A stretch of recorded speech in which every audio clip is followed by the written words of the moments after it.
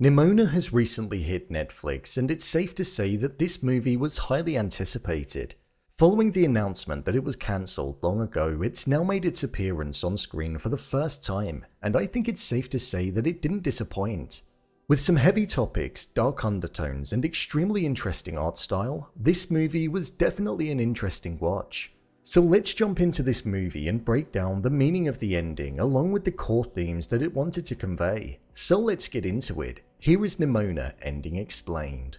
Just to let you know, this video will contain spoilers. The meaning of the ending.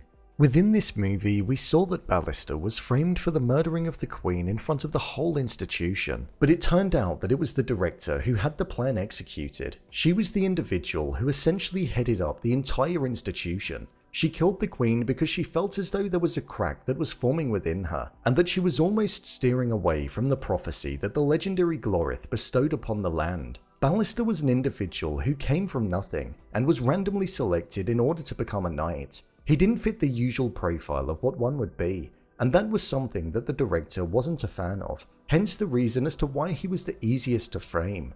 This is where we saw Nimona enter the picture, an individual that essentially teamed up with Ballister to take the director down and to free his name. There was a definite core theme of being an outsider and fighting to fit in at the forefront of this movie, whether it be Ballister or Nimona. For example, the institution was based on the tale of Glorith destroying a monster 1000 years ago and banishing them back to the darkness. This so-called monster was in fact Nimona. She had the ability to shapeshift into different creatures or people, and that was something that everybody was fearful of, and they weren't willing to allow her to be part of the community that they had, despite the fact that she meant no harm. This was 1000 years ago, and even in the present day, hence why the word monster triggered the character and she felt hurt every single time that it was said. So, she ultimately became the very thing that everybody viewed her as, this monster that would destroy the city. All she ever wanted was to be accepted by something, some kind, or some species. But no matter how hard she tried, she wasn't able to. Everybody just left her and didn't let her in. The only person that did welcome her was Glorith, and it showed that the tale that still stood 1000 years in the future was pure exaggeration and fiction, as it was only a young Glorith who said that to Nimona. She was not a warrior like it said, and she only changed her mind after the community around her all turned. Nimona wasn't a monster, she was just different, and people weren't willing to accept the change or the difference in others. The whole institution was built on a lie, and the director wanted to keep it that way, even if she didn't know that it was actually a lie. We saw the control that the institution had because the whole area was behind a wall, a place where nobody ever went over due to the tales of monsters.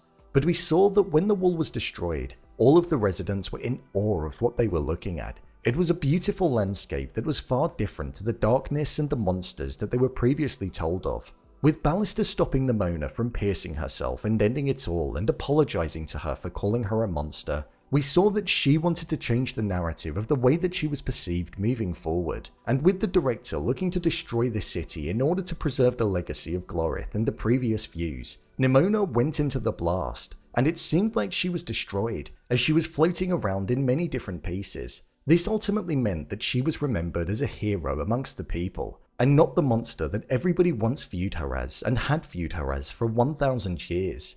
People thought well of her, and after all of the centuries that she had existed, the story was put right and she was finally accepted, the thing that she always wanted most. We saw the city change and thrive as they started to venture outside of the wall, knowing full well that there was beauty outside of it, showing that the mindset of the institution was something that was slowly changing. With Ballister being with Ambrosius and them very much being in love, and then with him going back to his home and accepting what had happened, upon cleaning up and getting everything in order, we saw that Nimona came back and surprised Ballister. However, we don't know in what form due to the fact that the credits started immediately rolling, but Ballister was surprised. But the main thing here is she wasn't dead, which was a happy ending for sure. The core theme and message of just accepting somebody's differences was extremely inspiring to watch. The section where we saw Nimona go back in time where she met with Glorith and struggled to be accepted was heartbreaking to watch, and you really felt the pain that she was in. It was definitely done as a way of showing people that this is something that we should adopt in our own lives. People's differences don't make them monsters, it just makes them slightly different, so there's no need to not be accepting. It was a good movie with a powerful message that translated across the screen in a natural, digestible way. Overall review. I thought this movie was really good. I definitely enjoyed it for what it was. I didn't really know what to expect when I first put it on, but I was pleasantly surprised the more the movie unfolded. I thought the art style was something that was extremely enjoyable to witness too. It was nice on the eye. It's a style that I haven't really seen done that much. It was extremely glossy and smooth, but there were rough edges to it, and I liked that. It kind of suited the overall tone of the world that we were in. There was some experimental moments in it too, where certain aspects of the characters would be exaggerated, and it made the moments either more funny or more emotional, and I respect that, because they didn't play it safe with the way that it looked. I thought all of the cast did a phenomenal job in this role. However, I would have to say that Chloe Grace Moretz absolutely stole this movie with her voice performance and injection of personality into Nimona. You felt everything that she did, and the loneliness that had been on her shoulders for over 1,000 years. The quirky yet dark humour that she had was also something that was extremely funny to watch unfold, and it was refreshing as you wouldn't expect it based on the character. I find it baffling that this movie was canned a couple of years ago, and I'm so glad that Netflix decided to pick it up, because it's a movie that had an important message behind it, one that was so easy to understand, and one that could be taken into many people's lives moving forward. Just accept people for who they are and realize that being different isn't a bad thing. I think the powerful nature of the message and the digestible nature with the structuring of it as well was a definite reason as to why this movie felt so enjoyable to watch. It was a fictional world that we hadn't entered before, had characters that we'd never seen, yet by the end I was just so invested and wanted Nimona to survive. Does this mean a sequel is going to be happening due to the ending of it? Personally, I don't think so. This very much feels like a one and done job. Nimona stood for acceptance and being different, and at the end, she was accepted for who she truly was. She wasn't seen as a monster and was branded as a hero, so there would be no need for there to be anything else further. I don't know what world we'd be going back to if they made a sequel, so I think and also hope that they do decide to just keep this as a standalone. At a time where a lot of animated movies aren't living up to the hype and aren't even really getting seats in the cinema, I think this is one that was extremely interesting from a creative standpoint, had great performers, and also, the most important thing, it had a strong message at its core, showing that it was something that was definitely worth the watch. I'm so glad I watched this movie, and even though this video was riddled with spoilers, if you've not watched it, I really think you should.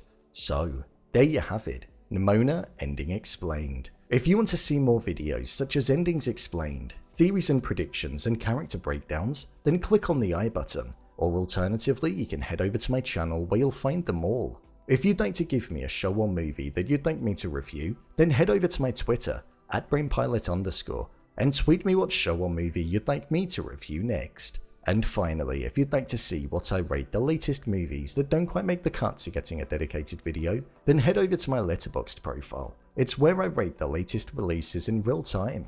What did you think of this movie? Leave a comment down below, and don't forget to subscribe. I'll see you next time.